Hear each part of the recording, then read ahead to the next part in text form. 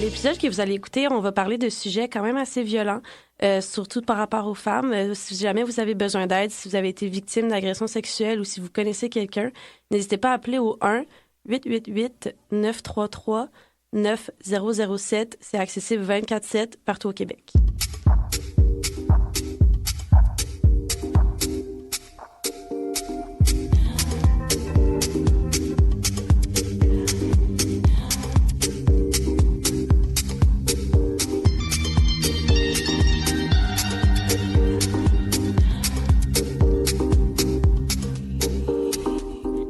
Bonjour tout le monde, bienvenue à un nouvel épisode d'A priori, l'émission et balado des étudiants et étudiantes en affaires publiques et relations internationales de l'Université Laval. Je m'appelle Charlotte et je vais encore être votre animatrice cette semaine. Donc, au dernier épisode, on a parlé du principe du come shot avec Rose et Floriane. On a parlé de la perception qu'on a de la femme dans la société, de l'attirance, de la survalorisation, de la jeunesse des femmes, de la ségrégation sexuelle et plein d'autres sujets super intéressants. Ça m'a vraiment ouvert les yeux personnellement, donc je vous invite à aller écouter l'épisode si ça vous intéresse. Pour cet épisode, on aborde un sujet également lié au mouvement féministe, mais sous un angle plus militant. Aujourd'hui, je suis accompagnée de Catherine, a.k.a. X4, et Pépé, Pénélope, a.k.a. Pépé, deux biaprices qui ont gradué l'an dernier pour parler de la violence faite aux femmes. Donc, bienvenue les filles, vous allez bien? Allô, ça va bien, toi? Oui, merci.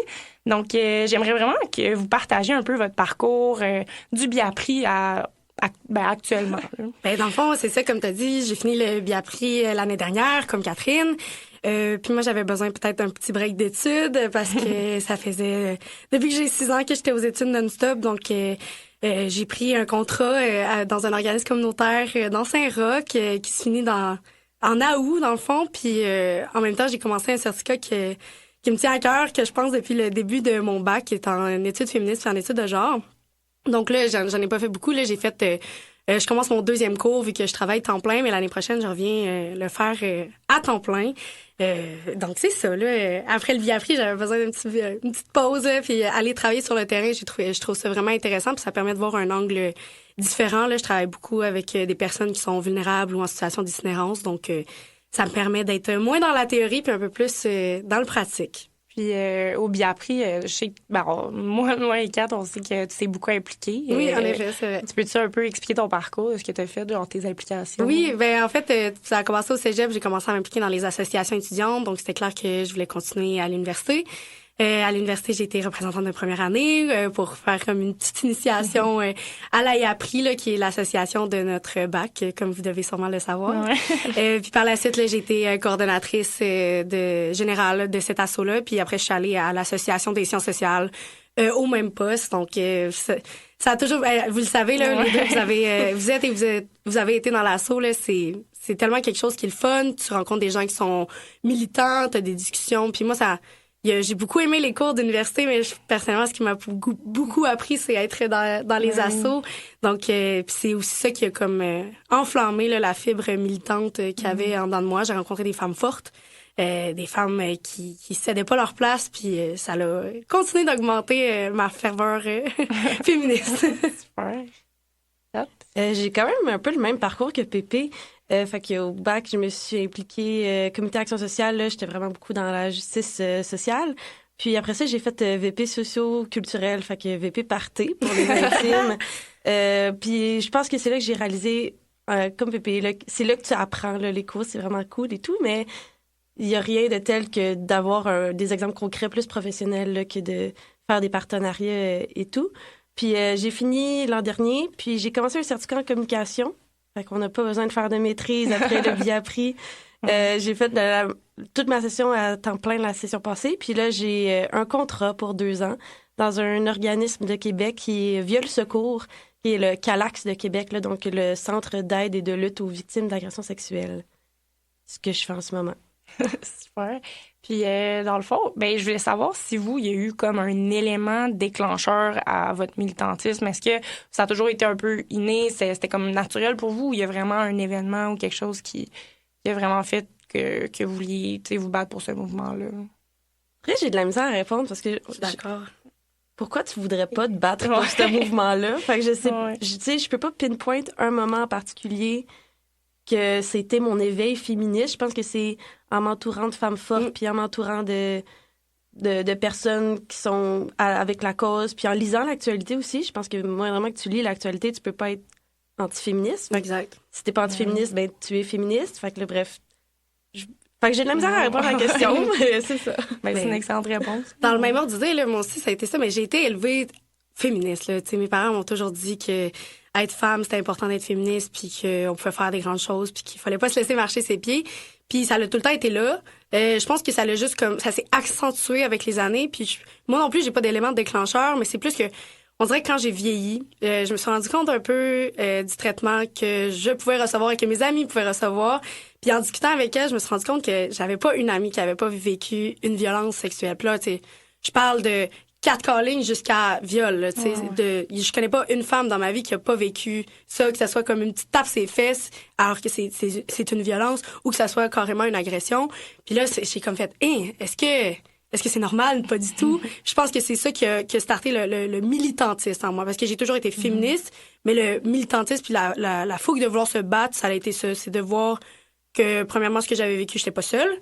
Puis deuxièmement, qu'il y avait trop de femmes qui vivaient ça. Fait que c'est comme aberrant. Puis t'as juste envie de te battre pour dire que ça n'a pas d'allure, tu sais. Oui, c'est ça. Puis, tu sais, moi, je peux témoigner, là. Je pense que vous êtes deux des anciennes vie après. Je pense que vous représentez... tu sais, la femme dans toute sa splendeur, vous êtes vraiment... Non, mais pour vrai... Non, mais tu sais, pour vrai, genre, moi, quand je suis rentrée au bac, tu sais, j'ai eu, vous deux dans l'assaut, que vous étiez vraiment, tout de suite, tu sais, ça se voyait qu'au Biapri, tu sais, les femmes, ils étaient...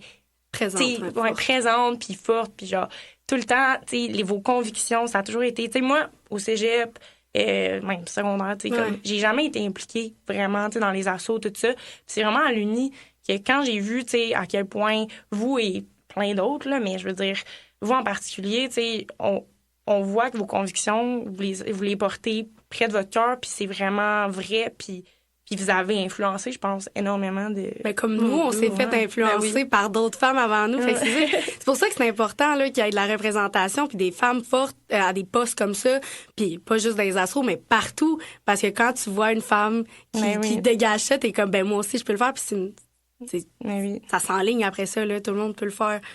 Ben merci, Charles. Mais toi aussi, genre, en ce moment, tu dois influencer des jeunes biapristes à se lancer là-dedans. C'est ça, là, c'est ça qui est beau. J'espère, mais tu sais, c'est ça que... Comme je pense, comme on voit de plus en plus les jeunes femmes, genre, s'établir dans des milieux qui... prendre position puis être de plus en plus vocale par rapport à ce qui est... des grandes gueules. Oui, mais c'est ça.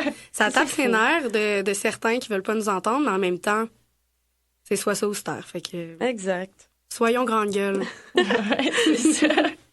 C'est plate à dire, mais on aurait beaucoup de choses à parler. C'est plate parce que notre sujet, c'est les violences faites aux femmes. Mais il y a plusieurs aspects. Probablement qu'en une heure, on n'aurait même pas le temps de tout le faire. C'est sûr que non. Mais vu que Kat est experte, moi, j'aurais comme laissé nous parler là, un peu de ça. Mon Dieu, mais je me considère pas comme étant experte. Non, mais si. Dans le sens de ce que tu fais avec ta job, c'est tellement important. Puis je pense que c'est comme l'enjeu principal là, qu'on veut parler. Fait que je t'écouterais là-dessus un peu. Parfait. Ben, je commencerai avec l'accès à la justice sur ce sujet-là. Ou le non-accès. Oui, le non-accès. Mettons, pour mettre les choses en perspective, là, au Québec, ça serait une femme sur 3 qui aurait vécu au moins une agression sexuelle dans sa vie. Puis on pense que ça serait probablement plus parce que très peu de cas sont déclarés. Là, pour vous donner une idée, en 2014, c'est une agression sur 20. C'est 5 Fait que direct en partant, le non-accès à la justice, il y a 95% des agresseurs qui sont sans aucune conséquence, puis sans même lever le petit doigt pour se sauver le cul, on va se le dire. Puis par rapport aux hommes, c'est un homme sur 6 au courant de sa vie, donc il y a aussi des hommes. Par contre, pour alléger le texte, je parlerai des victimes au féminin et des agresseurs au masculin, puisque 94% des agresseurs sont de sexe masculin. Le processus judiciaire, c'est très compliqué, c'est très long. C'est très violent, je pense qu'on peut se le dire. Mais je suis vraiment contente que tu viennes en parler parce que je pense que c'est tellement méconnu. Oui, genre, personne ne le sait. Là. Comme on sait que dénoncer, mais à part ça. Ben, puis dénoncer, c'est facile à dire. C'est long, c'est douloureux, ça coûte cher. Un excellent documentaire, là, si je peux plugger un documentaire sur le sujet, c'est « T'as juste à porter plainte » de Léa Clermont-Dion. C'est disponible et gratuit sur Nouveau. Je pense que ça met très, très bien en lumière le non-accès à la justice pour les violences à caractère sexuel. Fait que je vous fais un petit résumé de ce processus-là. Donc, d'abord, il y aura 5% des personnes, des femmes, qui iront dénoncer à la police. Puis, dès là, c'est violent. On te demande c'est où, c'est quand, qu'est-ce que tu portais bien souvent, est-ce que tu étais intoxiqué. On revive ton expérience. Exactement, aussi. alors que c'est très, très violent. Est-ce qu'il y avait des témoins? T'sais, ils vont tous te poser plein de questions, puis sans nécessairement te dire que les réponses que tu donnes là, ils vont te suivre tout le long du processus judiciaire. Ça sera retenu contre toi. Exact. Fait que c'est sans avertissement, dès tes premières paroles, ben, tu peux te mettre dans la merde. T'es traité comme étant l'agresseur. Ouais, c'est toi qui dois prouver. Ça, c'est pour les femmes aussi qui dénoncent quand l'événement s'est passé récemment, mais on fait quoi des femmes là, que ça fait 1 an, 2 ans, 10, tu sais. Soudainement, tu peux plus te rappeler de tous les détails. Là. Ben non, puis si tu te souviens d'un détail, ben c'est louche. Ouais. Fait qu'il faut tout le temps que t'ailles. Tu sais, mettons, la chemise que je portais m'a marqué parce que je peux plus jamais porter. Mais comment ça, tu te souviens de la chemise que tu portais il y a 20 ans? Ouais, non, c'est ça. Ben non, ça n'a pas rapport, mais comment ça, tu t'en souviens pas, ça t'a pas marqué? Fait que tu peux pas t'en sortir. Non, exact. Puis, y a-tu, dans ce processus-là, y a-tu quelqu'un, à part, mettons, le policier, qui t'entre... Comme y a-tu une personne un peu, le support ou une personne... Tu peux demander à te faire accompagner. Je pense que c'est très bon. Là, ça peut être un proche, ça peut être une intervenante. Je sais que nous, à Viol Secours, tu peux demander à te faire accompagner par une intervenante tout le long de ton processus judiciaire. C'est un service qu'on offre qui est ouvert à toutes. Donc, c'est bien d'en profiter parce que, justement, c'est des intervenantes, c'est des femmes compétentes qui savent quoi faire puis qui peuvent faire le avant, te dire qu'est-ce qui va se passer, le pendant, mais le après aussi, parce que tu auras peut-être besoin d'avoir quelqu'un, une petite épaule après ça. Fait que, effectivement, c'est très, très bonne question. Tu peux être accompagné. Aussi, mettons que ta plainte à la police, ta dénonciation à la police, ton agression fait moins de 5 jours. Tu peux faire une trousse médico-légale. C'est tellement violent. J'ai été visiter, dans le cadre de ma formation à ma job, le centre désigné là, qui est à Québec, c'est à l'hôpital Saint-François d'Assise, où ils te montrent les prélèvements qui sont faits, puis c'est extrêmement violent. Tu sais, un pap test, bon, t'en fais un alors que ça fait moins de 5 jours que tu t'es fait agresser.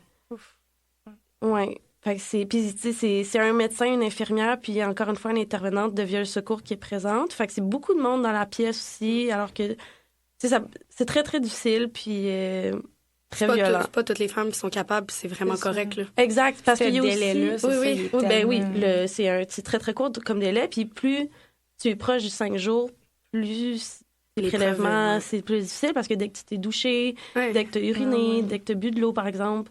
là, tu as un petit peu moins de prélèvements. Fait que c'est très difficile à faire aussi. Puis, mais si jamais les prélèvements, c'est pas fait pour toi, alors tu as un délai de 6 mois après ton agression pour faire une trousse médico-sociale, où là, c'est tous les formulaires que tu aurais remplis dans la trousse médico-légale, moins les prélèvements corporels. Fait que c'est beaucoup de paperasse, mais encore une fois, tu es accompagné par une intervenante puis une infirmière. Mais ce qui est difficile aussi, c'est qu'on va te le dire... Les prélèvements, mettons que j'ai un sperme, mais ça me prouve pas une agression sexuelle, ça me prouve un contact sexuel. Exact. Fait que là, c'était une game de qui dit quoi. Exact. Fait que t'es pas plus avancé pour une si grande violence. Puis ça, est-ce que pendant l'entrevue, ça, il parle... Ben, j'imagine que si ça fait plus de 5 jours, le policier va pas en parler. Mais est-ce que c'est dit aux femmes que faut que tu fasses une trousse? Est-ce que il y a comme une espèce de... On pousse les femmes à le faire ou c'est plus en mode volontaire? Mais je comprends que c'est volontaire, mais est-ce qu'on incite beaucoup à le faire? Ou... Non, parce que ça va vraiment être une intervenante tu vas être transférée à une intervenante par rapport à la trousse.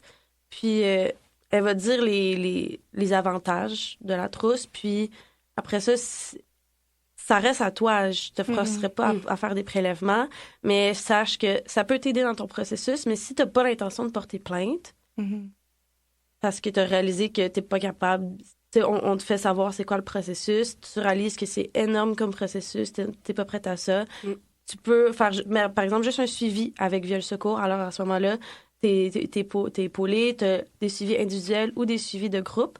C'est très, très bien. Fait que t'es quand même épaulé sans faire le processus judiciaire, mais tu peux être épaulé aussi si tu fais le processus judiciaire. Fait que dans tous les cas, ça peut faire du bien d'en parler, mais quand t'es prête aussi, parce qu'en parler aussi, c'est très violent parfois. Ouais. Des fois, ça prend des années avant de se rendre compte même qu'il y a quelque chose de violent qui s'est passé. Oui. Là. Fait que tu fais quoi, là? Oui. On l'a vu avec la vague MeToo que, tu sais, dans la pensée commune, une agression sexuelle, c'était uniquement un viol. Oui. Puis, tu sais, par exemple, à Viol Secours, avant, il n'y avait pas de les attentes. T'appelais, puis on te prenait en charge, alors que depuis MeToo, il y a tellement une réalisation que, l'agression que j'ai vécue il y a 30 ans, mais finalement, j'en vis encore les conséquences. Exactement. J'ai besoin d'en parler. Fait que, tu sais, maintenant, il y a une liste d'attente à cause de ça, puis c'est une bonne chose parce qu'il y a eu un éveil, puis que la colère que t'as en toi, il y a une raison, là, c'est pas toi qui est mal configuré ou quoi que ce soit, tu sais. Fait que c'est un éveil aussi mais très important. J'ai l'impression qu'il y a beaucoup de femmes qui pensent que, justement, elles peuvent seulement dénoncer le viol. Genre, j'ai l'impression que les femmes qui vivent un geste qui n'est pas le viol... Ou la pénétration, Oui, c'est ça. Pensent qu'il n'y a pas de recours, j'ai l'impression. Exact. J'ai l'impression que c'est un peu... Est-ce qu'on se fait aussi dire, c'est-tu si grave que ça? Ben oui. Là, c'est pas grave, là. Ah, regarde, arrête d'être folle, là, puis t'es dans ta tête. C'est juste un French, c'est juste une claque ses fesses. Ouais, mais c'est pas juste ça, là. Non. Parce que, puis souvent, l'alcool est présent, puis c'est comme, mais l'alcool, tu sais, il était pas tout là. Mais moi, personnellement, là, quand je suis saoule, là, je ressens pas le besoin d'agresser quelqu'un. Fait que c'est pas juste l'alcool, ça éveille quelque chose qui est déjà en toi. Mais vu que c'est souvent les hommes, on est comme, mais sont de même, les hommes. Mais non, puis il y a tellement de femmes qui ont internalisé le fait que c'est pas si grave que ça. Juste des phrases là, qu'on se faisait dire de comme, elle dit qu'elle a mal à la tête puis qu'elle veut pas, parce qu'elle veut pas faire l'amour. As-tu le droit de juste pas vouloir faire l'amour? Mais non, il faut qu'elle fasse. Exactement. Il faut qu'elle donne une excuse. Puis le nombre de femmes, tu sais, qui se forcent à avoir une relation sexuelle parce que, va arrêter de chialer. Ça fait partie aussi des violences puis de la culture du viol. Puis qui fait en sorte que bien des femmes qui leur cerveau a préféré dire c'est correct, on n'en parle plus, puis finalement, quelques années plus tard, quand on en parle, ça ressort. C'est pour ça que moi, quand je dis aux gens, parce qu'il y a des critiques à avoir du mouvement MeToo, j'en conviens, mais quand on regarde les stats que tu viens de nous dire, comment tu peux en vouloir aux femmes de trouver une forme de justice alternative? Parce que rendu là, il n'y en a pas d'autres. Les gens qui disent, aller dans les tribunaux, non, tu viens de le dire, puis c'est la preuve que tu t'intéresses pas à ce qui se passe là-dedans, de dire aux victimes, pour avoir ta justice, il faut que tu ailles là-dedans. C'est un peu déconnecté, même, là, tu sais, pour quelqu'un qui n'a pas vécu une agression, de juste faire comme, vas-y, là, tu sais, comme, go. Comme, tu sais, ils prennent pas en considération tout le bagage qui vient avec l'agression, avec comment deal avec l'agression, comment... Il y a beaucoup de femmes qui doivent être dans le déni total de l'agression. Mais puis il y en a qui l'ont oublié aussi. Oui, exact. Que le cerveau marche d'une manière à protéger, tu sais, fait que ça annule. Puis des fois, il y a des gens qui doivent faire de la thérapie là, pour se rappeler des détails, se rappeler de leur agression pour comme revenir là-dessus, parce que ça reste que même si ton cerveau l'oublie, comme tu dis, il y a des effets pareils. Toi, tu penses que tu l'as oublié, mais il y a des répercussions dans ta vie de tous les jours pareils. Puis je comprends que c'est pas tous les hommes là, du tout. Moi, j'ai des hommes là, exceptionnels dans ma vie qui se considèrent comme féministes également, parce que pourquoi tu le serais pas? Ça, c'est un autre enjeu. Exactement. Qui se considèrent comme féministes, mais je comprends le mouvement Not All Men. C'est vrai que c'est pas tous les hommes, mais c'est quasiment la majorité des femmes, là. Fait qu'il y a quand même un problème de faire. Je comprends que c'est pas tous les hommes, mais sont où, là, de base, si c'est... Tu sais, il y avait une étude en Angleterre, c'était 98% des femmes, là, avaient vécu du harcèlement à l'agression. Mais c'est fou, là, cette donnée-là. Mais où sont ces hommes-là, de bord? Parce que c'en est pas un, là, qui va vers toutes les femmes. Oui, c'est sûr. Moi, tu sais, personnellement, j'ai jamais vécu quelque chose du genre. Puis je me dis, même en tant que femme, des fois, ça m'arrive d'être genre, pourquoi ils dénoncent pas? Pourquoi ils le font pas? Puis pourtant, tu sais, je le sais à quel point ça doit être difficile, mais il y a comme un espèce de tabou qui entoure. On est tous victimes de la culture du viol. Là. Exactement. C'est con, là, je pense à un exemple, là, juste quand on était jeune, puis je sais pas si ça vous est arrivé, mais moi, ça m'est arrivé, qu'il y a un petit gars à l'école qui me tirait les cheveux, puis qui m'intimidait, puis finalement, de me faire dire, non, mais il y a un petit kick sur toi. Mais On qui me le agace ce disent. qu'on aime. Mais oui, Ouais. exactement. Puis c'était vrai qu'il y avait un petit kick sur moi. Bon, mais lui, là, quand il vieillit, qu'est-ce que vous pensez qu'il va Ouais, c'est faire? ça. Il a appris Quand quand il t'as un était jeune kick que sur pour quelqu'un. attirer l'attention d'une fille, c'est de la violence, c'est d'être on and off avec elle, puis de faire comme de dire je donne pas d'attention, puis tout ça c'est de la manipulation, mais on leur dit à un âge là qui sont même pas en âge de comprendre c'est quoi la sexualité, que c'est correct de dire à une fille qui t'intéresse en lui tirant les cheveux. J'avais 7 ans lui et tout, tu sais. Ouais. Mais puis c'est ça, la t'apprends culture. aussi à la fille que c'est correct de l'accepter, ça. Oui, C'est ça, puis c'est flatteur. exactement. Ouais, Tu flatteur. devrais être contente. Ben oui. Mais c'est ça, la culture du viol. Des fois, on dirait que le monde, quand on parle de ça, il pense que comme on dit dans les écoles de violer les femmes. C'est pas ça. C'est que c'est tellement sneaky, c'est tellement délicat que ça s'instaure dans une société que ça laisse des traces. Mais quand tu t'intéresses à ça, tu vois que... Ou juste les codes vestimentaires. Il y a des exemples, là, à pu finir. Là. Hey, les filles, faut donc même pas qu'on voit vos épaules. Les gars pourront pas gérer. Ah oui, on Ah a oui, parlé mais- la semaine passée, Mais c'est justement, ça. de ça. Mais après ça, c'est sûr, les gars, ils savent pas se gérer quand ils voient une femme qui a des seins ou quoi que ce Ouais, soit. ouais. Mais comme, pourquoi on leur apprend pas à gérer et non aux femmes de vous couvrez-vous? C'est des exemples par-dessus exemples de Exact. la manière qu'on a été élevés, puis nos parents, c'est encore pire, là. Absolument. Est-ce que tu veux continuer? Ouais, On est absolument. en mode.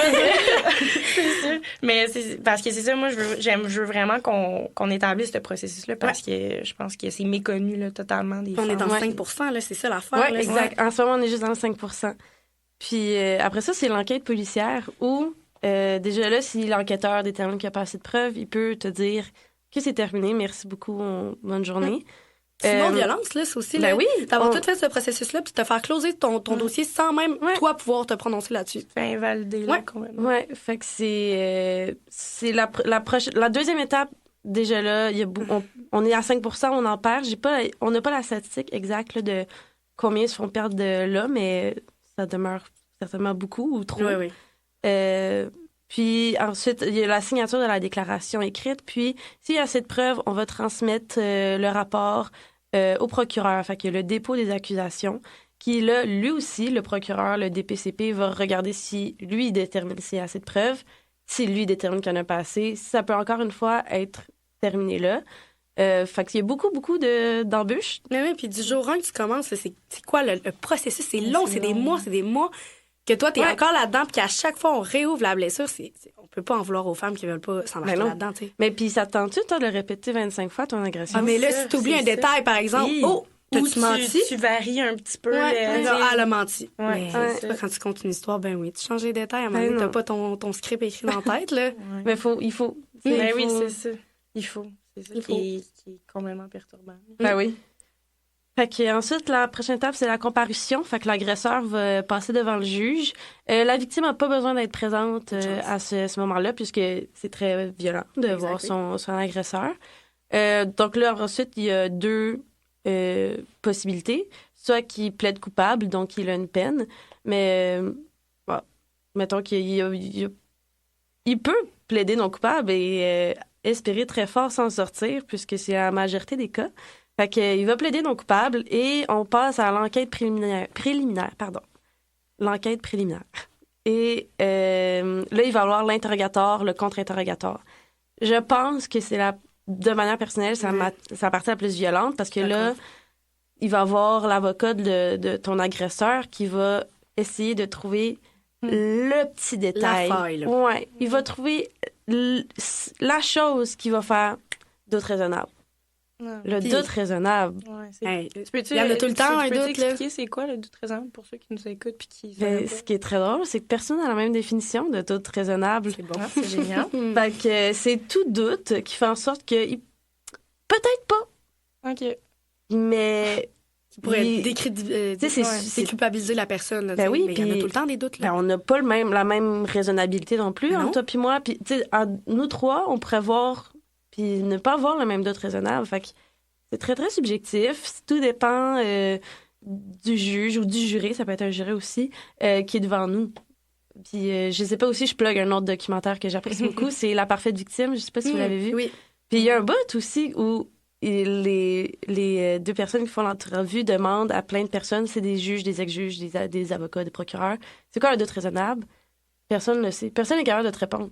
Ah, ouais. C'est vraiment, Ouais. ça dépend de comment c'est analysé sur le moment, mais comme c'est tellement un gamble, fou, là. Puis là, tu parles de la vie de quelqu'un, là, qui est sa justice qui est en jeu. Puis là, en même temps, là, quand il vient le temps de l'accès à la justice, là, il faut parler de l'argent, là. Oui. Un homme riche, oublie ça, là. Tu perds, là. T'es rien, là. Toi, l'agresseur, il choisit son avocat. Oui. La victime, elle, c'est une procureure. Fait que le DPCP, c'est l'État qui le fournit. Toi, tu peux pas dire, moi, je choisis le meilleur avocat en ville. Vraiment pas? Non, c'est pas toi qui choisis, mais ton agresseur, lui, il va se payer le meilleur avocat en ville. Fait que plus t'es riche, toi, tu vas pas en prison, là. Fait que puis souvent, viol vient aussi avec pouvoir. Puis les hommes de pouvoir qui ont de l'argent, y a-tu pas peur, lui, là, que la fille, là, qui a agressé, mettons, exemple sur un plateau de télé, ça s'est jamais vu, qu'elle, mettons, est sur la technique, puis elle commence dans le métier. Tu veux qu'elle fasse quoi, lui, contre lui? C'est un big shot, là. Il y a de l'argent. Fait qu'il va se payer un bon avocat, puis elle est avec l'avocat de... l'avocat de base. On dirait, des fois, il y a des femmes qui doivent se sentir comme c'est perdu d'avance, tu sais. Parce que la majorité du temps, ça l'est. C'est ça l'affaire. Puis, tu sais, là, mettons, tantôt, j'en parlerai un peu plus, mais je vous ai parlé, je travaille beaucoup avec des femmes, des gens vulnérables, des gens en situation d'itinérance. Imagine, t'as pas d'argent, là. T'as pas une scène, t'as même pas de logement, qu'est-ce que tu fais? Tu peux rien faire. T'as déjà des problèmes avec la police, tu peux pas aller là-bas. C'est souvent des gens qui ont pas confiance dans ce système-là. Je te laisse continuer, on en reparlera tantôt.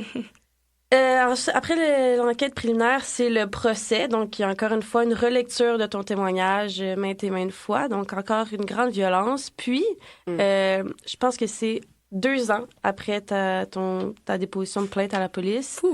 Il y a le verdict. La décision du juge. Voulez-vous une belle statistique? Au Canada, environ 1 agression sexuelle déclarée à la police sur 10 a donné lieu à une déclaration de culpabilité et 7% a mené à une peine d'emprisonnement. Et là, on est dans le 7% du 5%. C'est fou, là. C'est fou. Puis je sais pas si vous connaissez la page Facebook Abattoir aussi, je plug. Non, mais c'est cool, mais moi, je la connais pas. Je vous conseille fortement cette page. Un travail très bien fait gratuitement de cette personne. On la salue. On la salue, oui. Merci de ton travail. Oui. Elle a sorti récemment sur sa page Facebook que c'est, au final, si tu fais le calcul, c'est environ 0,5% des agresseurs qui auront culpabilité de plus de 6 mois. De plus de 6 mois, c'est vrai. Hein? Fait 6 mois. Si tu fais un crime, t'as 99,5% des chances de t'en sortir. Il n'y a rien qui t'arrête. Ouais, mais c'est ça, on dit là. Tu penses à des crimes qui sont bien, comme... Tu sais, vendre de... Tu penses à des ados là, qui vendent du pot, là, qui prennent plus d'emprisonnement que ça.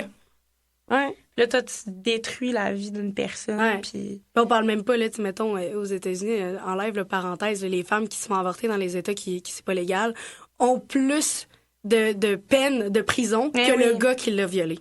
C'est fou, là, de penser ça, mais c'est dégueulasse. On est dans un monde d'hommes, puis dans la justice, ça se transmet. Et là, justement, il y a des gens qui font des pages, comme tu as mentionné, des films, des documentaires, des femmes en justice aussi qui se battent pour ça. Je pense qu'il y a un changement qui arrive, mais comme ça. Il y a le tribunal. C'est ça, exact, qui s'en vient. Je sais pas votre opinion là-dessus, mais moi, personnellement, je suis assez mitigée. Moi aussi. OK. Ça m'intrigue. Pourquoi?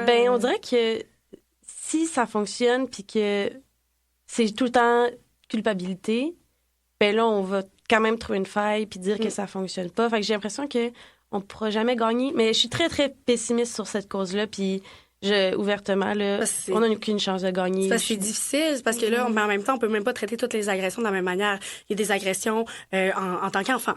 Là, puis là, ça vient aussi des fois de l'inceste. Puis il y a des agressions sous l'usage de drogue. Là, comment qu'on fait? La victime n'a aucun souvenir. Qu'est-ce qui se passe? Puis il y en a d'autres que, comme il y a des... Comme on vient de voir là, dans les médias avec le cas Hull, des preuves. Il y a des preuves. Parce qu'il y en a qui sont assez audacieux pour enregistrer les trucs qu'ils font puis les garder. Mais tu fais quoi quand il n'y a pas de preuves? Fait que c'est... Mais puis même là, on a vu qu'il y avait des preuves. Oui, c'est même ça. Pas trop sérieux. Oui, exactement. Puis le cas des agressions sexuelles est tellement large qu'encore là, on peut pas... Même si on a un tribunal qui est fait pour ça, il y a tellement de trucs qui peuvent se passer là-dessus que c'est toujours... je sais pas, c'est de l'adaptation toujours qu'il faut avoir, puis c'est dur avec la justice, une adaptation parfois. Je trouve aussi que, tu sais, mettons justement, le nouveau tribunal... par exemple, qu'il y aurait beaucoup plus de sentences, je sais pas c'est quoi le bon mot, mais de culpabilité. je trouve qu'il y aurait vraiment une perspective que les gens, j'ai l'impression, la population serait comme, ben là, c'est rigged. Dans le sens que c'est. Ben oui, c'est ça. C'est genre, ben là, voyons. Soudainement, là, ils sont la présomption d'innocence. Parce que là, tout le monde parle que ça met en danger la présomption d'innocence. Puis je suis très d'accord que dans notre système de justice, c'est très, très important. Puis c'est primordial. Puis c'est fondamental même. Mais moi, j'aimerais donc qu'on mette en question la question du doute raisonnable. Ouais. Je pense que dans le cas des agressions sexuelles, c'est ça qui est difficile. Parce que c'est tout le temps ma parole contre la tienne. Il y aura toujours un doute raisonnable. J'étais pas là. C'est difficile d'avoir des preuves. Comment tu vas avoir des preuves de ton agression sexuelle? Parce que même ton prélèvement, ce n'est pas une preuve d'agression sexuelle. Puis il y a des juges aussi qui vont te le dire que je crois à la victime, je crois que c'est fait agresser, mais j'ai un doute raisonnable. Donc, je ne peux pas faire la culpabilité. Puis au niveau légal. Ouais, vraiment, là, dans ça. les petits... En tant que juge, je peux pas y aller avec toi. Ce que tu penses, ce que tu ça. ressens, c'est vraiment les textes de loi puis la jurisprudence. ouais, Et ça devient c'est hyper violent. complexe. Puis, tu sais, je pense que c'est important là, de travailler sur l'accès à la justice. Puis, c'est déjà un très bon pas qu'on fait. Il va falloir le retravailler et tout. Je pense que c'est super important. Mais ça reste que là, il faut prendre le problème à la source. Là. Faut arrêter de dire, OK, on fait des ressources aussi pour les femmes qui sont agressées. Mais oui, il faut le faire.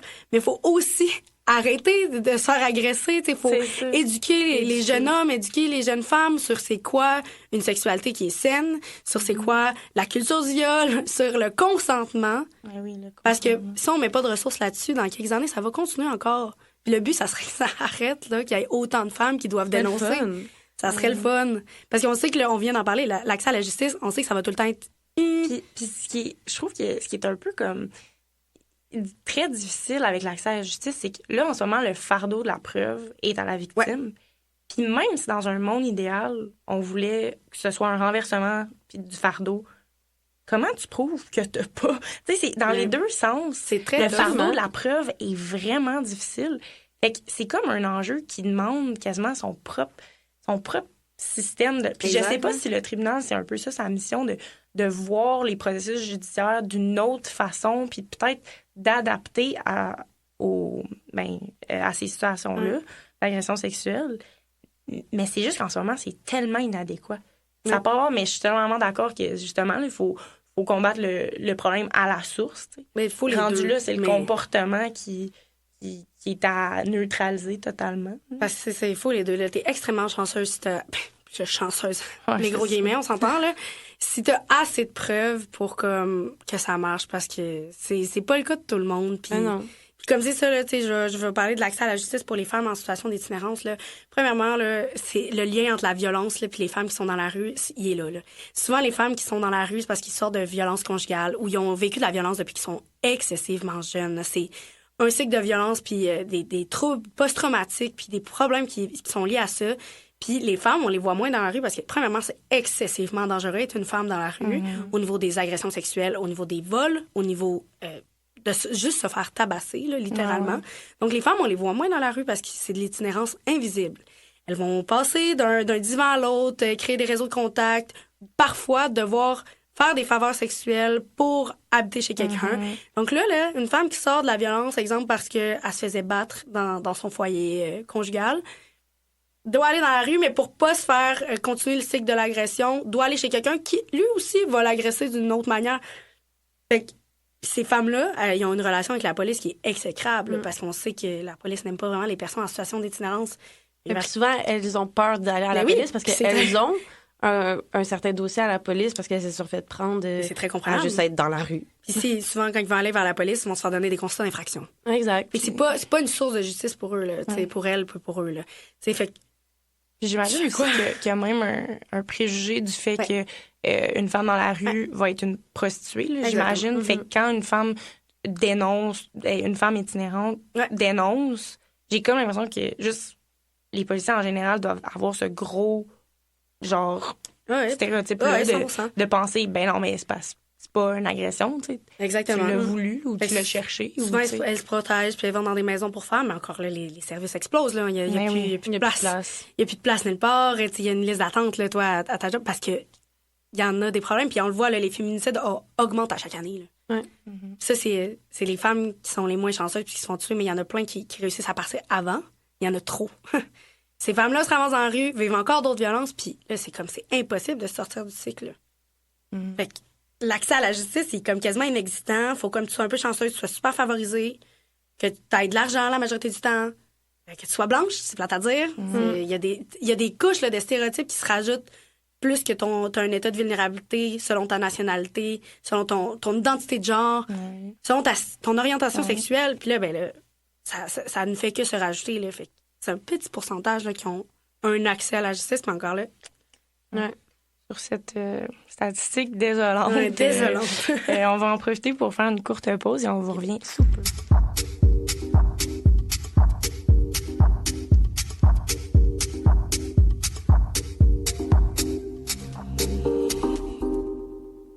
Vous êtes de retour à l'écoute d'A priori, l'émission et podcast des étudiants et étudiantes en affaires publiques et relations internationales de l'Université Laval.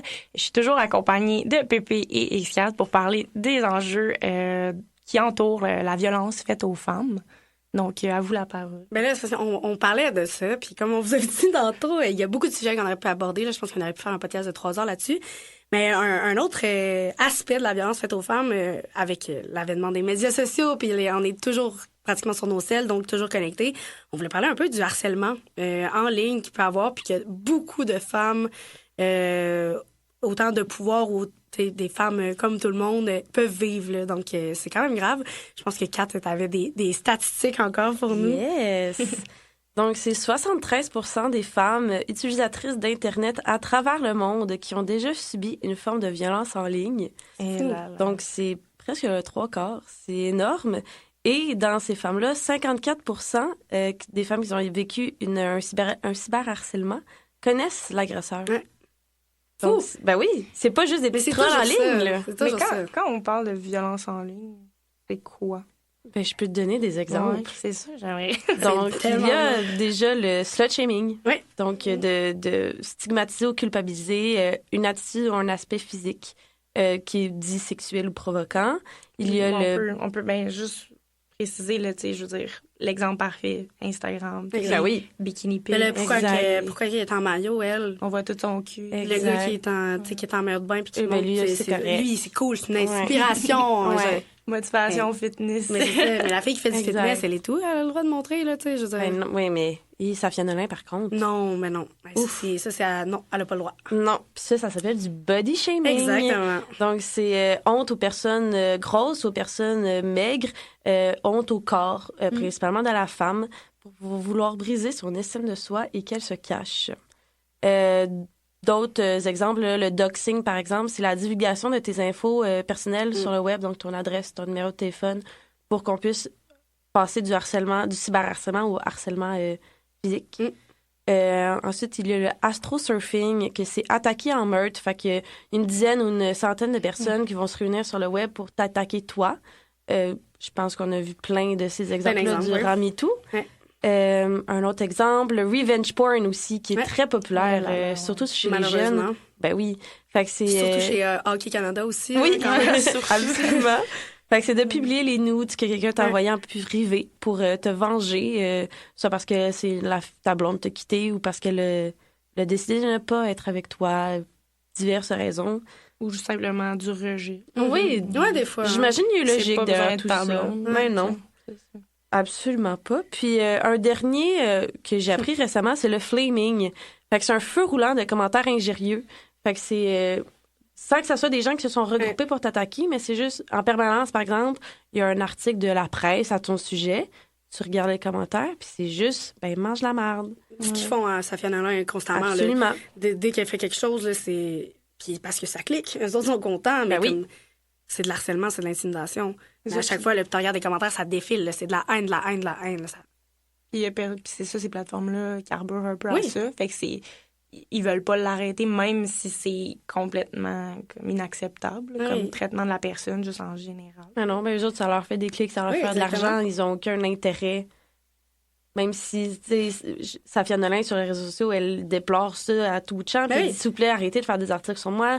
Je veux pas avoir des articles sur moi. Fermez les commentaires. Il n'y a rien qui se fait. Puis il y a rien. C'est les gens qui la suivent. Puis si tu veux pas la suivre, tu l'as pas. C'est tout. Là. C'est aussi simple que ça. Mais dès qu'elle fait quelque chose, là, parce que c'est une femme grosse qui s'assume, qui est magnifique, puis qui fait de l'art, mais là, ça déplaît. Ben oui. Parce qu'elle elle s'est rasée les rentre pas dans le cheveux. moule. Elle rentre pas dans le moule, mais comme, si toi, ça te déplaît, là, arrête, là. Mais c'est juste une spirale de haine. Puis ça, c'est pas la seule, là. C'est pas la seule, là. Puis, tu sais, on se rappelle aussi, mettons, Pauline Marois, qui une tentative d'assassinat. Quand est-ce que ça arrive, ça, à part quand c'est des femmes? C'est ça, là, des affaires comme ça. Puis, bon, là, je parle plus au Québec, mais la Polytechnique, tu sais. Beaucoup de femmes sont target parce qu'elles sont femmes. Puis là, avec les médias sociaux, c'est constamment. C'est facile. C'est ça, c'est facile. C'est plus juste ponctuel puis qu'il faut que tu écrives une lettre au journal pour te faire publier. Là, c'est comme, je peux commenter ce que je veux sous un faux nom. Exact. Je peux harceler qui je veux. Puis le harcèlement en ligne n'est pas traité comme du harcèlement. Alors que ça l'est. Puis là, on fait des recommandations culturelles, mais les deux, on a écouté, je sais pas si tu l'as écouté, Charlotte, Non. mais je te conseille le documentaire « Je vous salue, salope ». Qui parle de femmes qui vivent du harcèlement. Là, ça va de politicienne à une femme qui étudie en enseignement, qui ont toutes vécu du harcèlement, puis c'est terrible de la manière que c'est traité par la police, parce qu'ils se font dire, ben, on peut rien faire. Il y en a qu'on peut rien faire, c'est là... la fille, il y en a une, elle savait c'était qui. Elle s'est fait dire par l'université, non, ben c'est pas notre domaine, nous autres, les médias sociaux, puis par la police, on n'a pas assez de preuves, on peut rien faire. Mais est-ce que tu dis que le harcèlement en ligne est pas traité au niveau juridique de la même façon? Comme c'est pas la même définition au niveau ou des ça plaintes. existe pas? C'est-tu c'est-tu un phénomène juridique? Genre, c'est-tu quelque chose qui se traite en justice? C'est même plus, ouais, avec la police, dans le fond. Tu sais, c'est parce que ça serait considéré comme une plainte. Mettons que quelqu'un là, te suit là, tous les jours chez toi en te criant là, des bêtises puis tout. Ben là, tu dis, hey, il me suit, c'est du Ben oui, harcèlement, c'est c'est la ça. même chose. Mais là, si tu vas faire une plainte à la police, tu peux avoir une injonction. Cette personne ne peut pas te contacter, ne peut pas être à 50, 100 mètres, peu importe de la situation. Mais là, quand c'est en ligne, c'est comme... Ben, bloque-le. Ben, bloque-le. Ouais, mais il va trouver d'autres manières. Il s'est fait un faux compte, puis c'est comme... C'est ça qu'il y en a une qui dit, dans le film, elle dit... elle a vécu une agression, puis elle dit que son agression par rapport à son harcèlement qu'elle a vécu en ligne, c'est rien. Parce que le harcèlement en ligne, ouais. elle a arrêté de compter les messages à quoi? 50 000? 40 000? Ouais, je pense qu'elle dit, 40 ouais. 000 messages de « J'espère que tu vas te faire violer. J'espère que tu vas mourir. T'es une Des salope. » montages. Des photos, montages. C'est horrible. Là, Puis dans le film, il y a aussi, c'est la présidente du Parlement d'Italie, ouais. qui dit qu'il y a des montages photos d'elle, puis que, si t'es toute seule avec cette femme-là dans une pièce, qu'est-ce que tu fais? Puis là, dans les commentaires, c'est, je la viole, je la tabasse, j'y fracasse le Il y a un crâne. maire d'une ville en Italie qui a publié que si elle se faisait violer, elle sourirait plus. Oh my God. Mais voyons donc. C'est un maire, c'est un homme élu. Ouais. Puis moi, ce que je déplore là-dedans, dans le harcèlement fait aux femmes, mettons, là, si on parle des femmes en politique, c'est qu'on les attaque là, toujours sur intégrité physique. Ben oui. J'espère que tu vas te faire violer, j'espère que... Moi, si je te vois, là, je te tabasse, je te tue, mais jamais sur leurs propos. C'est correct, là, mettons, que tu n'es pas d'accord avec ces femmes-là, il n'y a pas de problème. Je suis pas d'accord avec toutes les femmes qui sont présentes en politique. Mais attaque sur ses propos. Il y a aussi des mini-agressions de... Tu sais, Pauline Marois, Oui. comment elle était habillée. Oui. Ben, Catherine Dorion, même chose aussi. Ben oui, là, tu sais. c'est peut-être Ben pas oui. nécessairement violent, mais à la longue, c'est décrédibilisant. Puis ça, je pense que c'est une forme de violence Oui. aussi assez importante. C'est du contrôle. Ben oui, tu te fous de ce que je dis. Tu te fous juste que j'ai une tuque sur la tête. Exactement. Est-ce que mes propos sont moins bons parce que j'ai une tuque sur la Non. tête? Tu sais, quand on parle, mettons, là, de parité, là, tu sais, il y a tout le temps des arguments là, un peu masculinistes qui disent « Ouais, mais là, est-ce qu'on va favoriser une femme au pouvoir si elle est moins compétente qu'un homme? » Puis moi, la seule affaire qui me vient en tête, c'est pour vrai, on va avoir atteint l'égalité et l'équité quand il va y avoir des femmes incompétentes en poste. Parce qu'il y a des hommes incompétents. Parce qu'il y a des hommes tout le temps. incompétents partout. Comme c'est pas grave, il y a du monde incompétent dans la vie. Mais en ce moment, là, il y a des hommes incompétents en poste, là, puis ça... Personne n'est choqué. Mais Ouais, quand ben c'est une non. femme, faut donc bien qu'elle se prouve, faut qu'elle s'habille bien, faut qu'elle s'habille. Ben là, elle peut pas arriver au Parlement en coton ouaté. Elle sac dans son discours. C'est une artiste. C'est tout le temps Il y a un hyper piqué, Il y là. a un phénomène en ce moment politique là, qui se voit qui est observé du moins. Là. Il n'y a pas énormément de recherches, mais que souvent, on va amener une femme au pouvoir en temps de crise parce que souvent, ça va être, bon, d'un, on amène la femme en situation de crise. Il y a l'argument que ça va être parce que les hommes ont mal géré, donc on va s'essayer avec une femme. Mais après ça, si la crise se résorbe pas, si la crise, Oui, mais ça ça, va c'est le mal, dos. si Ben oui. c'est le dos de la femme, ça va retomber sur le dos de la femme et ça va être perçu comme l'incompétence de la femme en général, la femme politique en général, pas cette femme-là spécifiquement. Tu sais, ça va être genre, voici un exemple concret que les femmes en politique ça fonctionne pas. Exactement. Ben oui, parce que les femmes, on est une seule et unique entité. Oui, il y a C'est toujours bien besoin, à chaque crise, là, puis ça remonte à des années, besoin d'un bouc émissaire. Ben oui. Les sorcières, c'était ça. Là, c'est à cause des femmes là, qui sont indépendantes puis qui ont pas de mari. Ben, c'est à cause d'elles si ça se passe mal. C'est toujours ça. C'est, elle est au pouvoir, elle. Bon, ben, la COVID, mettons, c'est à cause d'elle. Mais non, mais voyons donc, on fait pas ça avec les hommes. Puis, tu sais, cette année, là, aux élections, nombre record de femmes qui ne se représentent pas au Parlement. Pourquoi? Parce qu'il faut tout le temps qu'elle justifie plus. Il y a probablement aussi des violences un peu... Ben, on a vu, il y a un ex-député qui a été accusé. Oui, exactement, oui. Tu sais, penses-tu que ça se passe pas au Parlement aussi, de tout le temps aussi remettre en question ce qu'elles disent? Ça aussi, ça fait partie de la violence. Comment on veut atteindre la parité si les femmes veulent même pas faire un deuxième mandat parce que c'est trop violent? Puis pas nécessairement juste au niveau sexuel, au niveau de leur intégrité psychologique puis intellectuelle même. Là. Ça aussi, c'est de la violence faite aux femmes. Puis, dans le documentaire, c'est ça, là, la femme en Italie, ça a commencé parce qu'elle a fait un discours qu'il fallait avoir plus de place aux femmes au Parlement. OK. C'est ça qui a provoqué la haine. Là. La haine dans les médias. Elle méritait de la se part faire d'hommes. violer, de se faire tuer à cause de ce discours-là. C'est toujours ça. Menace à l'intégrité physique. Parce que c'est une femme, puis elle fait peur parce qu'elle parle fort. Puis qu'elle a du pouvoir. Moi, ce qui me fait capoter, c'est que les réseaux sociaux sont devenus tellement un outil important pour le mouvement féministe que là, on peut dénoncer puis avoir recours à une autre procédure que le processus judiciaire. T'sais. Mais à quel point il y a aussi l'endos de la médaille que ça peut être complètement utilisé contre... Oui, justement, dans le documentaire, il y a la sœur de Mark Zuckerberg, là, qui est le président de Facebook, là, en tout cas, c'est sa compagnie, qui, elle, a étudié, je me rappelle plus exactement en quoi, mais en harcèlement en ligne sur les femmes, genre. Puis elle, pointe du doigt Facebook et son frère en disant que c'est sa faute parce qu'il y a aucune... Tu sais, il faut que ça soit les pays qui passent des lois, que le harcèlement soit, tu sais, comme banni puis tout, mais comme Facebook, là, ils se dédouanent de tout, là. Quand il y a des mouvements, puis même, là, on peut faire le parallèle avec la conspiration, là, qui a eu lieu puis les incels, les groupes de incels là, qui se passent, mais c'est tout sur les réseaux sociaux. Puis Andrew Tate en est un. Là, ça a pris du temps là, avant qu'il se fasse bannir. Puis il a fallu que ça soit une vidéo d'un gars qui... Ça faisait plein de femmes là, qui dénonçaient que c'était fou. Puis il y a un gars, puis je souligne ce gars-là, c'est super bien, mais comme... Pourquoi il faut que ça soit lui, puis qu'après, là, il soit banni? Puis ça a pris du temps là, avant qu'il soit banni des réseaux sociaux. Puis je sais même pas s'il est banni de tout. Là. Je sais même pas si même il est revenu, s'il a encore accès. Parce que là, encore là, c'est le débat de les libertés d'expression et tout. Là. Oui. Parce que là, on a vu, tu sais, Trump vient de se faire remettre sur tous les réseaux. C'est pas le même enjeu, mais mais parce d'une certaine façon, oui. C'est de l'incitation à la haine, là. Rien de moins. Là. Tu as le droit d'avoir ton opinion. Mais ça, c'est de l'incitation à la haine. Puis justement, il y avait des femmes qui témoignaient qui étaient enseignantes, tu sais, puis qui avaient dans des écoles de garçons, tu sais, qui disaient à quel point il y a des garçons de 10 ans là, disaient que elle méritait de se faire violer, elle.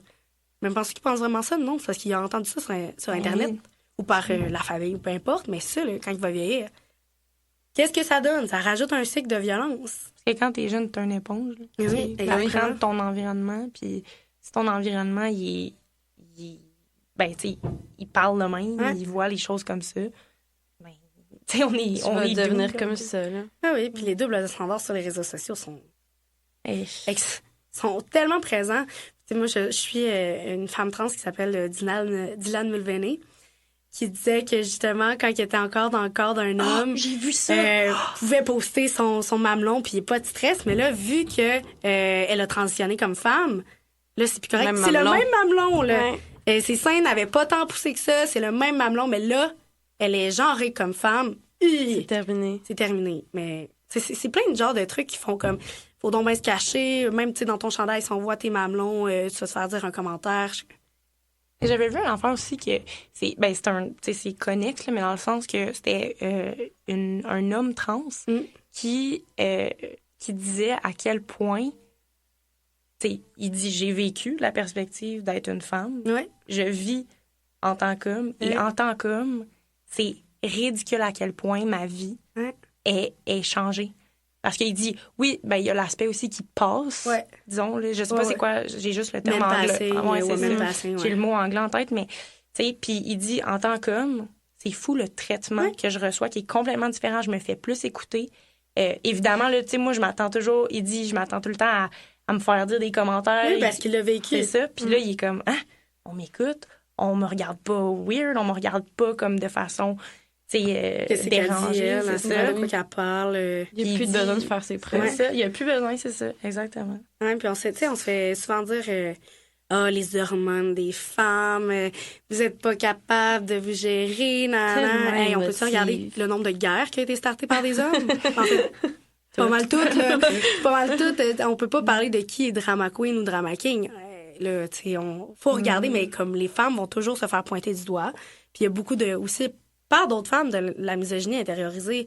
De beaucoup de femmes qui pensent que la place d'une femme n'est pas en politique, n'est pas dans des postes de pouvoir. Mais ça aussi, c'est de la violence qui se propage puis qui continue. Mais encore là, ça vient aussi de notre société en général qui nous a comme fait endoctriner de cette façon-là. Tu sais, les femmes, des fois, qui vont juste dire tu sais, il y a une nouvelle tendance sur le web qui est comme nos hic. Tu sais, c'est comme ce qui nous dérange ou ce qui nous rend un peu comme mal à l'aise quand on écoute quelqu'un parler. Puis il y a tellement de vidéos, c'est genre des femmes qui sont comme c'est quoi les hic que j'ai par rapport aux femmes. Puis c'est tout le temps des choses reliées à la féminité, à tout ce qui est d'être femme. C'est ça. Pas trop de temps se maquiller le matin. C'est ça, fais-toi-en pas, il y a pas de stress. Puis encore là, ça me fait penser, souvent des fois quand tu vas demander un red flag à un gars, il va dire genre des affaires de comme, je sais pas, elle me mentit sur son poids ou genre tu sais des affaires, tu sais une niaiseuse, mais pas nécessairement ça, mais tu sais vous comprenez genre elle aime pas là, OK. Bon, des femmes souvent des red flags, ça va être genre il me parle de manière violente, il lève le ton quand il invalide mes émotions, tu sais ça va être des affaires hyper l'intégrité émotionnelle puis physique qui sont mises en danger alors que les gars c'est pas ça pantoute, puis tant mieux parce que je leur souhaite pas, mais ça prouve vraiment la différence parfois de qu'est-ce qu'une femme a peur dans un partenaire puis qu'est-ce qu'un homme a peur, tu sais. Nous autres, on a littéralement peur pour notre sécurité, là. Mais notre vie. Notre vie, là. Oui. J'ai pas les stats, là, mais on pourrait, tu sais, aller vers l'enjeu des féminicides, là, dans le sens que, tu sais, en tant que femme, juste d'être femme, ça te mérite la mort, selon certains hommes. T'sais. Exactement. Pas plus que ça. Ça ne fait qu'augmenter, là. Les stats, l'année passée, c'était qu'on était à 26. Peut-être on a fini l'année première en 2021, on a fini à 26. Ouais. Puis 2022, je pense que c'est 18.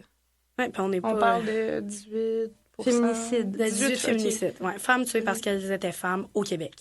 Ouais, c'est ça. Puis, tu sais, on parle pas des femmes autochtones non plus, là. On s'entend. Ouais, c'est ça. Parce qu'il y a une stat sur les femmes autochtones. Parce que ça, c'est sûr que ça booste la stat dans le tapis, là. 75% des filles autochtones de moins de 18 ans ont été vécues d'une agression sexuelle. Donc, on rentre pas encore les femmes majeures, là. Et encore là, accès à... Oui. Puis on fait la parallèle à l'accès à la justice. Le peuple autochtone, là, aucune confiance envers la justice. Puis le corps policier. Des fois, c'est le corps policier qui fait ces violences-là. Oui, puis c'est sans parler des femmes autochtones disparues aussi, là. Oui, c'est ça. Fait que je peux pas leur vouloir de pas avoir confiance, là, envers le système judiciaire ou le système de police, là. Puis juste le catcalling, là, à Montréal, là, c'est souvent des très jeunes femmes là, qui se font catcall. Là. Il y en a une qui disait que, justement, quand elle avait eu genre 20 ans, elle se faisait moins catcall que quand elle avait 16 ans. Ouais. Oui. C'est ça aussi, là, c'est une violence. Là. Je peux-tu, mettons, me déplacer du point A au point B sans me faire siffler, envoyer de la merde? Puis, tu sais, des fois, il y a du monde qui réagissent mal quand tu réagis pas à leur catcalling. Là. Hey, je t'ai parlé. Mais voyons donc. Parce qu'il y en a qui le voient comme un compliment, là, tu sais. Oui. À la limite, là, il y a des hommes qui sont comme, hey, je témoigne de ci, de ça, de ta beauté, de ton corps, de whatever. Il y a tellement une manière de le faire, là, tu sais. Je veux dire, si tu m'arrêtes dans la rue et tu dis, hey, excuse, je voulais juste vraiment dire, je te trouve vraiment magnifique. Passe une belle journée. Hey, merci, mon Dieu, jamais je vais être genre, hey, gros trou de cul. Mais non. Mais comme si tu me cries l'autre bord de la rue, premièrement, je vais avoir peur. Je vais faire un saut. Je crie pas sur les gens. Puis deuxièmement, je te dois rien, là. Tu m'abordes d'une manière hyper violente. Si tu veux le dire à la fille, c'est avec un petit ton doux et un beau sourire. C'est avec la clope dans la bouche, bien souvent. C'est comme... Mais encore là, on est ingrate. Ouais, c'est ça. Ou tu sais, ben, c'est niaiseux, là. Des fois, c'est juste, hey, souris donc. Ben, tu dis ça au gars que tu croises dans la rue qui sourit pas? Non. Mais ça fait partie quand même des violences. Parce que ça reste que si tu te promènes à Montréal à tous les jours, il n'y a pas une journée que tu ne fais pas au catcall, tu te dis, mais qu'est-ce qui va se passer quand je me promène seule à 3 h du matin? C'est ça revient à l'enjeu de la sécurité des femmes. Puis moi, tu sais, juste l'enjeu, tu sais, le catcalling, tout ça, c'est tous des mots qui viennent un peu d'émerger, là, tu sais, qui sont en mode genre... Beaucoup sur les médias. C'est ça. Puis, mais tu sais, par exemple, le féminicide, là, ça a pris combien de temps pour mettre un mot sur ce crime-là? C'est probablement qu'au début, la Polytechnique, là, c'était juste... féminicide, là. Non, je pense attentat, là. Ouais, ça a été c'est attentat. Puis je pense que c'est dans les années 2000 qu'ils ont dit que c'était un féminicide. C'était une attaque envers les femmes. J'ai pas la date exacte, mais... Mais encore là, Ouais, cette année, là, il y a eu un code promo oui. Polytechnique. C'était ça, c'était Poly. Pour des armes, pour acheter des la armes. Fédération canadienne des armes. Non. Oui, je te jure. C'est Cette sûr, année, là. c'est Cette année, là, dans le temps de la commémoration, là. Au début du mois de décembre. Oui, T'avais là, 15 de rabais avec sur ton arme, le code Poly. Poly. C'est tellement pas une blague à faire, là. Ben, c'est que ça a même pas de bon sens. Mais à quel point ça t'es a pas- déconnecté, là, qu'il y a des femmes qui ont perdu la vie parce qu'elles étaient dans des domaines typiquement masculins. Puis que là, c'est la société québécoise les pleure encore, ces femmes-là, parce que ça aurait été des femmes exceptionnelles qui auraient peut-être changé complètement, là, des affaires au Québec. Mais on pense juste Dominique Anglade Oui. a étudié avec ces femmes-là. Oui, c'est ça. Mais elle est ingénieure de base, Dominique Anglade. Oui. Et elle a étudié lors de la commémoration, là, elle en avait les larmes aux yeux. Mais je comprends donc. Elle connaissait ces femmes-là. Puis, Ça aurait pu être elle. c'est ça. Ça aurait pu être elle. Puis quel message t'en envoies aux jeunes filles qui voudraient peut-être aller dans les domaines de sciences, des domaines typiquement masculins? Peut-être pas. Peut-être que je vais risquer de me faire tuer. Tu sais, sûrement qu'ils pensent pas à ça, mais ça reste dans l'imaginaire collectif de faire comme ces femmes-là. Puis il y avait une liste noire là, d'autres femmes qui voulaient tuer là, si son plan avait marché. Il y en a déjà tué trop, mais ça aurait continué. Là, c'est pas le seul là, à avoir des pensées de même. Là. Puis avec les médias sociaux, ces gens-là se regroupent. Oui, puis les échangent là-dessus. Encore cette semaine, il y a un admirateur de Marc Lépine qui est l'auteur du drame de la Polytechnique qui a été arrêté parce qu'il était pro-Marc Lépine. Puis je vous plug encore un podcast. C'est Projet Polytechnique Faire face qui est disponible sur audio de Radio-Canada. Excellent podcast qui met en lumière que c'est pas un problème du passé, Polytechnique, puis que ça peut arriver demain matin. Puis c'est pas une question de maladie mentale non plus. Non. C'est une personne qui est bien dans sa tête, mais qui... Tu sais, la haine envers les femmes, c'est pas une maladie mentale, c'est une conviction. Ouais. Puis, tu vois ça comme une idéologie, là. C'est pas une idéologie, là. Ben non, c'est une conviction. C'est une conviction. Mais tu sais, dans le sens que c'est une idéologie, c'est bizarre. Moi, je crois à ça, mais eux autres, pour eux, là, leur idéologie, c'est comme j'aille les femmes, je veux qu'elles meurent parce qu'elles sont femmes. Puis il y en a plein, là. C'est pas le seul, là, Marc Lépine. Là. Ben non. Ben puis dans le documentaire, c'est deux acteurs un acteur et une actrice, puis l'acteur, sa cousine est décédée au drame. Fait que tu sais, c'est très, très... émotif. Ben oui, puis avec raison. Puis il discute avec des admirateurs de Marc Lépine, puis tu sais, te faire regarder dans les yeux puis dire ben moi je suis d'accord avec ça. Un en tant que femme, puis l'autre en tant que cousin d'une victime. Puis la personne là, elle voit pas qu'est-ce qui est pas correct là. Ben non. Et genre non, ça fait du sens. C'est normal. C'est pas normal. Hey, tu y penses tellement fort, tu prends le micro pour le dire là. Mais en plus ces hommes-là là, ça vient je pense d'une grosse incompréhension de c'est quoi le féminisme. Il y a une peur de se faire enlever des droits, mais et puis il y a dans tout mouvement, il y a de l'extrême, il y a des branches aussi qui se développent. Ça c'est pas propre aux féministes là, c'est dans tout mouvement là, tu sais, dans Black Lives Matter, il y avait des branches un peu plus radicales. C'est correct, tu sais. Je veux dire, on peut pas tu peux pas généraliser sur tout le mouvement. Mais d'où vient le gros mouvement des féministes, c'est toutes des christophones. Puis parce que tu sais pendant encore là les médias dans la branche là des femmes qui étaient les féminines qui sont un peu plus radicales, que tu sois d'accord ou non, c'est une branche, puis ça a été des moves politiques, ils ont réussi, ils ont fait parler d'elles. Mais l'affaire, les médias se sont accaparés ça pour dire les féministes sont toutes de même, puis c'est juste de la mésinformation. Puis les gens qui ont vu ça, puis à beaucoup de moments, là, les médias parlaient là, de les féministes sont-elles allées trop loin? Non, on n'a même pas acquis un quart de ce qu'il faut qu'on acquiert, parce que, donc on a le droit de vote, mais ce n'est pas que ça. Le droit des femmes. Mais non, c'est pas juste les droits légaux. C'est ça. Puis ces hommes-là voient ça, puis ils se disent, moi, on va m'enlever des trucs à moi. Mais alors que la définition du féminisme, là, quand tu regardes à la base, c'est l'égalité de tous et toutes, de tous les genres. Ouais. C'est simple de même. C'est de la compte, là. Bien, mais c'est les hommes sont déjà hauts. On veut juste apporter le reste en haut. Pas les descendre, là. C'est juste ça, le féminisme. Puis là, encore là, il y a des branches, mais comme... Mais c'est que, tu sais, il y a beaucoup d'hommes qui vont avoir l'argument de dire... Tu sais, au Québec, mais les femmes, vous êtes égales aux hommes, vous avez les mêmes droits que nous. Puis ça reste que c'est une égalité juridique au Québec, parce que c'est pas partout. Mais ensuite de ça, il y a les droits sociaux qui sont le droit à la sécurité, le droit de pouvoir se promener dans la rue. Salaire égal. C'est ça. Puis je pense que c'est important aussi, un féminicide, c'est pas considéré comme un crime en soi. C'est considéré, mettons, un crime racial, un crime haineux, c'est dans les textes de loi, mais un crime en fonction de ton genre, c'est considéré comme c'est pas une catégorie à elle-même encore. Alors que ça devrait, là, parce qu'il y a un projet de loi au Canada. Donc, à suivre. Mais il y a de l'espoir. Oui. Parce que là, j'en conclus qu'il faut conclure. Malgré qu'on a dit des stats assez dulles, qui peuvent parfois nous rendre un peu pessimistes. Comme je vous ai dit, moi, je côtoie des femmes là, exceptionnelles qui se battent pour ça. Il y a des projets de loi.